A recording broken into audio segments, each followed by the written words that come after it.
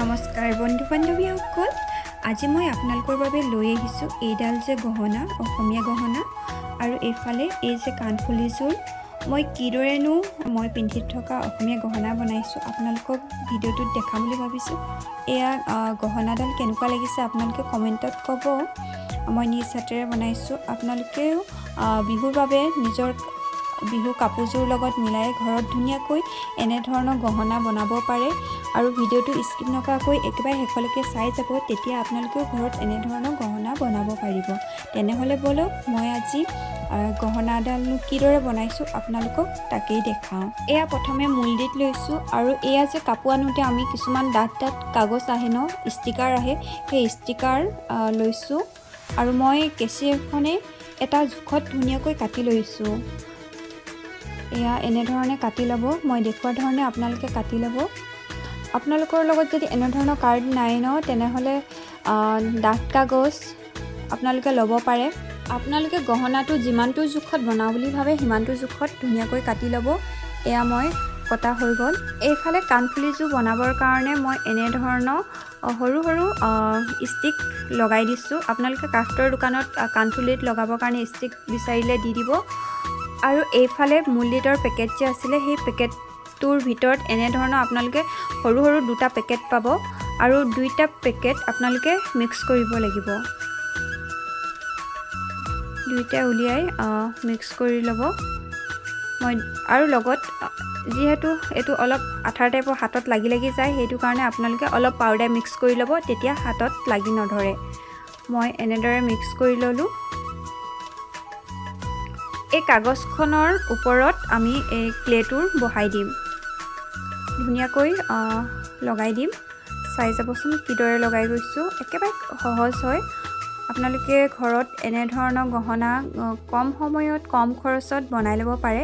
খুবেই ভাল, খুবেই ধুনীয়া। আচলতে নিজে বনোৱা বস্তুৰ খুবেই ভাল লাগে নহয় জানো পিন্ধিলে। আৰু এইফালে এনেধৰণৰ সৰু সৰু ষ্টিক পাব দেই।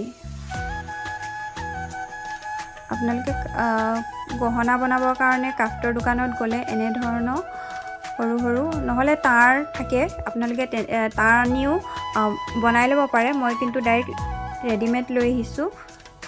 ৰেডিমেড এনেধৰণৰ তাঁৰ থাকে, আৰু অলপ ডিজাইন দিবৰ কাৰণে মই ইয়াত সুমিয়াই দিছোঁ তলত। আপোনালোকে যদি বিচাৰে ইয়াত চেইনো লগাই দিব পাৰিব। মই বৰ বেছি হেভি কৰিব নাই বিচৰা, সেইটো কাৰণে এনেধৰণৰ সৰু সৰু ষ্টিক সুমিয়াই দিছোঁ।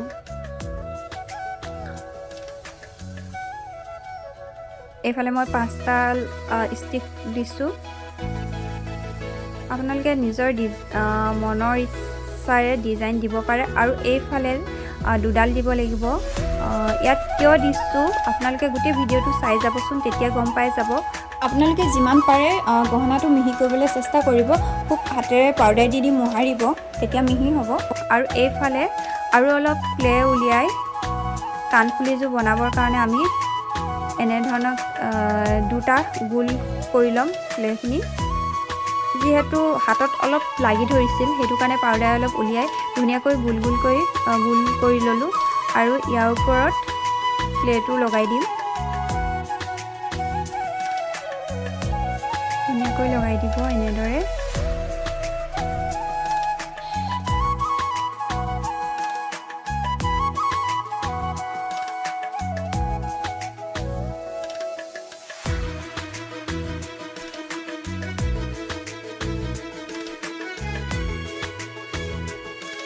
ফালে কাণফুলি জোৰটো মই এনেদৰে ক্লে লগাই ধুনীয়াকৈ সমান কৰি লৈছোঁ। এনেধৰণে আপোনালোকে সমান কৰি ল'ব। যিমান পাৰে সমান কৰিবলৈ বিচাৰিব, মিহি কৰিব। আৰু এইফালে মই কালাৰ কৰি ল'ম। আপোনালোকে মন পচন্দৰ ইয়াত কালাৰ কৰিব পাৰে। মই ইয়াত গল্ডেন কালাৰ কৰিছোঁ। এয়া গল্ডেন কালাৰটো শুকোৱাৰ পাছত মই ইয়াত 3D আউটলাইনাৰ ব্যৱহাৰ কৰিছোঁ। 3D আউটলাইনাৰ ব্যৱহাৰ কৰি মই এনেদৰে এটা ডিজাইন দি দিছোঁ। ডিজাইন দিয়াৰ লগতে এইফালে মই আঠা লগাই ষ্টন লগাম, তেতিয়া আচলতে দেখিবলৈ ভাল লাগিব। সেইটো কাৰণে মই ইয়াত আঠা লগাই ধুনীয়াকৈ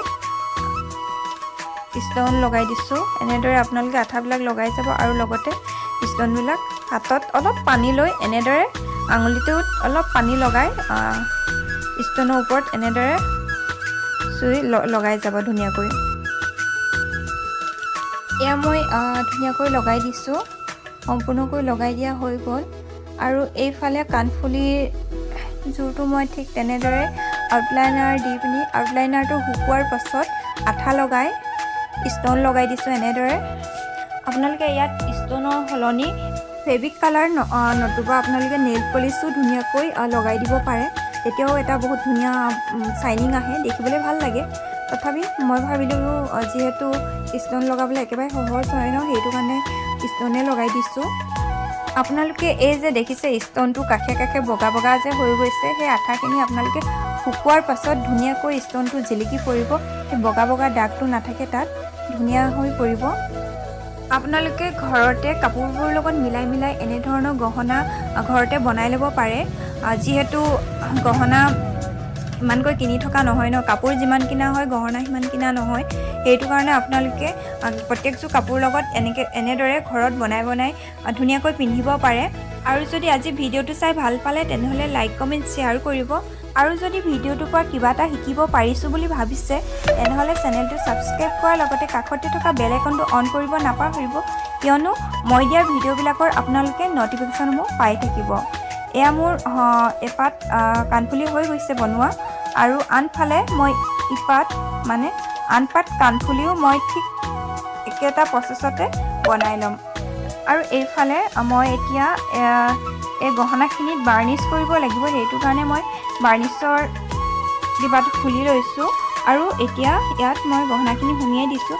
আচলতে এই যিটো মুল্টিতে বনাইছোঁ যে এই গহনাটো কি গহনা বুলি কয় মই তাক ভালকৈ নাজানো। আপোনালোকে যদি ইয়াৰ নামটো জানে তেনেহ'লে কমেণ্ট ছেকশ্যনত জনাব কিন্তু নাপাহৰিব।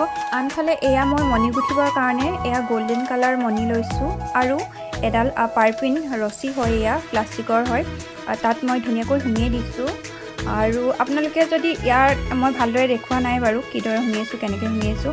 মোৰ এটা আগৰ ভিডিঅ' আপোনালোকৰ আগত শ্বেয়াৰ কৰিছিলোঁ, মণিমালাৰ ভিডিঅ', তাত আপোনালোকক ধুনীয়াকৈ দেখাই দিছোঁ কি প্ৰচেছত সুমিয়াইছোঁ, কেনেকৈ সুমিয়াইছোঁ, আগৰ ভিডিঅ'টো চাবচোন। আৰু এনেধৰণে ধুনীয়াকৈ মই গাঁঠি দি দিছোঁ। গাঁঠি দিয়াৰ পাছত আপোনালোকে ইয়াত এই যে যিডাল তাঁৰ প্লাষ্টিক ওলাই আছে সেইডাল ধুনীয়াকৈ জ্বলাই দিব।